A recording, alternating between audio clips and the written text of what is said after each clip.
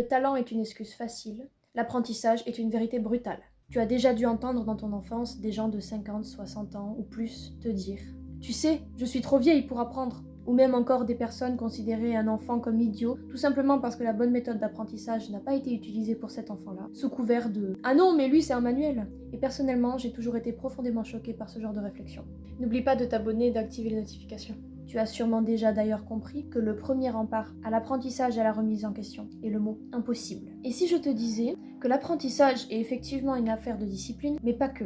C'est une affaire de pensée, de projection, de réflexion et de concret. Et c'est d'ailleurs pour cette raison que le système éducatif de nos jours est considéré comme erroné. Il est une prison, pas une libération. Or, pour l'instant, face aux clivages et aux interdictions, tu te dois de reprendre en main ton apprentissage. Tu n'apprends réellement que lorsque tu vas chercher toi-même la connaissance, que tu la vis, que tu la ressens. Et encore une fois, où trouvons-nous tout ça? Dans les livres. Ce qui est fou est que non seulement un livre t'apprend au travers de ta pensée et de ta propre imagination, mais il calme aussi l'anxiété, t'aide à la régulation de tes émotions et de ton esprit. Il te permet de t'ancrer dans le présent. Et tu es parfaitement capable de le faire, sachant que ce n'est absolument pas une compétition, ni un jeu de validation sociale. Lire, c'est t'autoriser à te remettre au centre de ta propre vie, tout en t'ouvrant au monde et aux autres.